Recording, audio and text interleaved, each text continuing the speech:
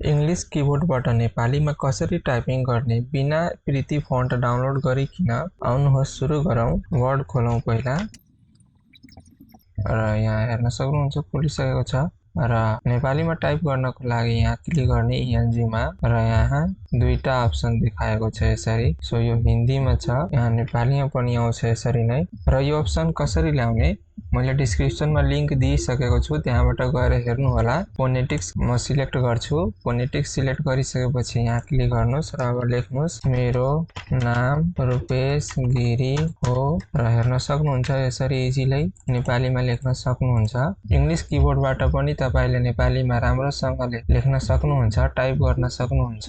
तपाईले प्रीति फन्ट पनि डाउनलोड गर्नु परेन र यसरी तपाईले नेपालीमा टाइप पनि गर्न मिल्यो। यदि यो भिडियो अलिकति पनि हेल्पफुल लागेको छ भने प्लिज एक लाइक र च्यानललाई सब्स्क्राइब गरिदिनुस्, किनभने तपाईको एक लाइक र सब्स्क्राइबले मलाई धेरै मोटिभेट दिन्छ यस्तै भिडियो बनाउनका लागि। धन्यवाद।